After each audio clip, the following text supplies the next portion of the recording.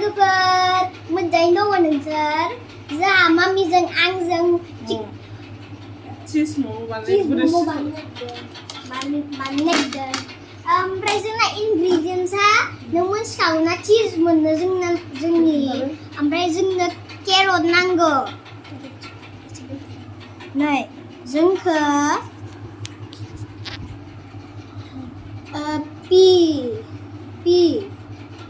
beans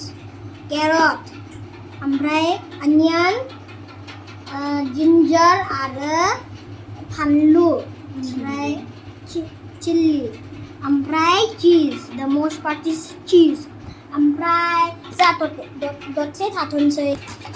दे जोंहा गाजरखौ इदि खालामग्रोयो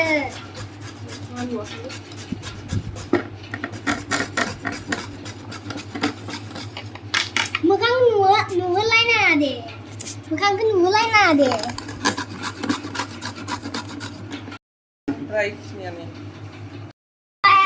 नै मेगि मसला जोंहा नै मेगि मसलाया नै मेगि मसला जोंहा बे मेगि मसलाखौ बिसिं होनसै दैखौ होननानै बिराद दै गयोना नङाबा मम'आ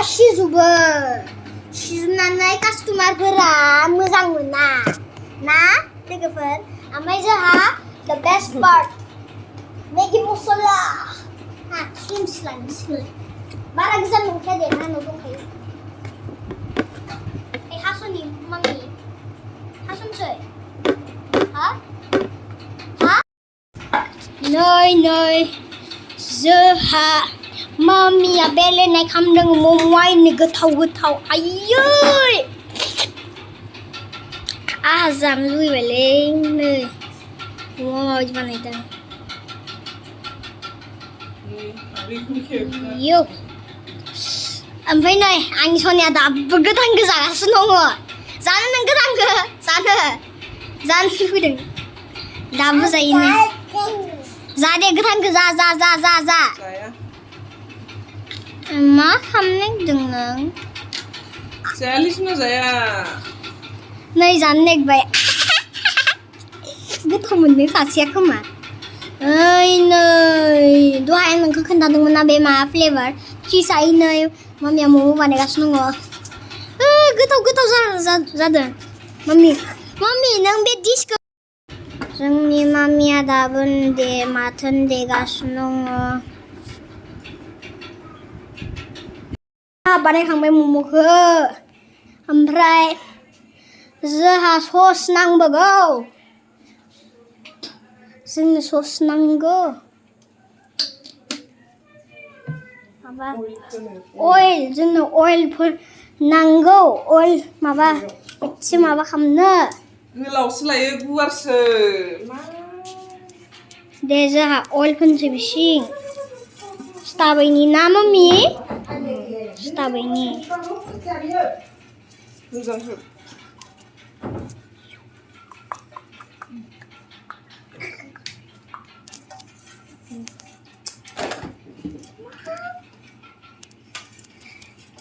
मानो खेवना होलाय गिखौलाय आखाइ एसे मोजां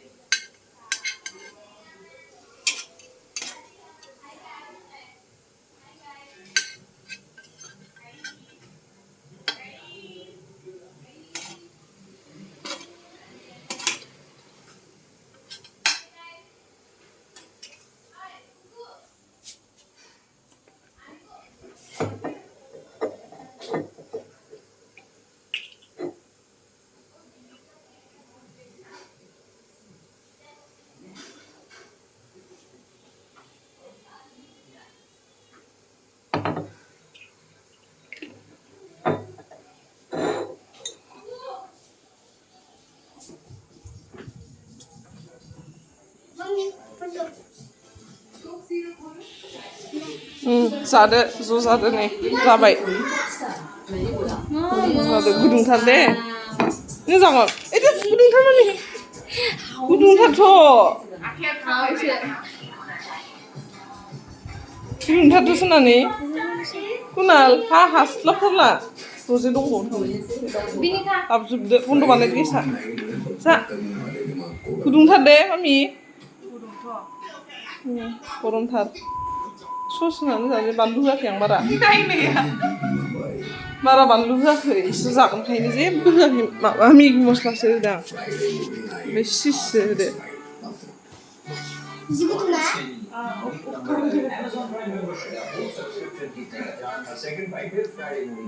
जादो माबायदि जादों कुनाल माबायदि गोथाव जादोंना जायाखै माबायदि गोथाव जादोंना चिससो होदो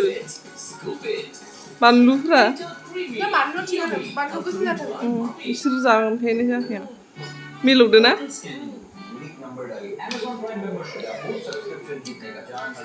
सासेया जानो नागिरदों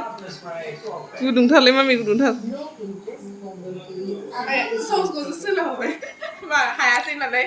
ससखौ सोलाबाय नोंबो जायो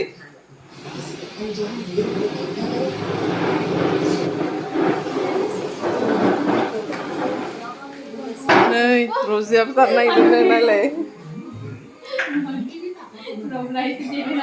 बिबोनां नै रजेनि लोगो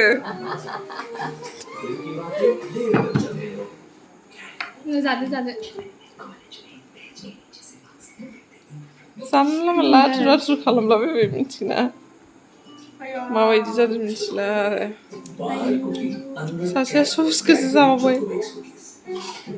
मामि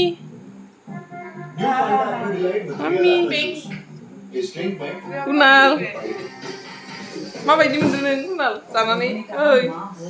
गोथाव मोनला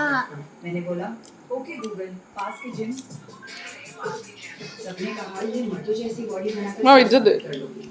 चिस होदोंना मिलौदोना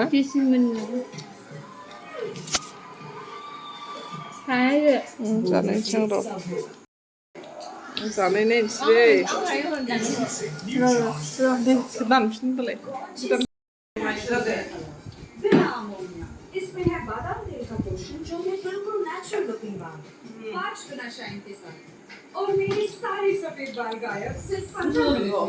और इनके भी तो बाल दिखे इतने नेचुरल क्या कलर और किसी को जाओ खबर जावे 이거 잡아 마미 देखायलाय मोखाङा 농구 잡아주나 너희 팀 그사밥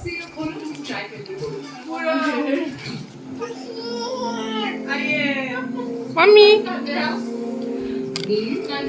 그타오 टेस्टी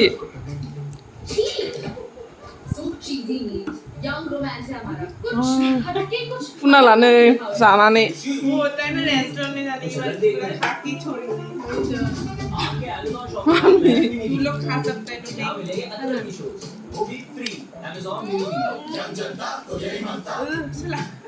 फ्राइडे मूवी नाइट में बकबक करने वाले दिमाग को गर्म कर दे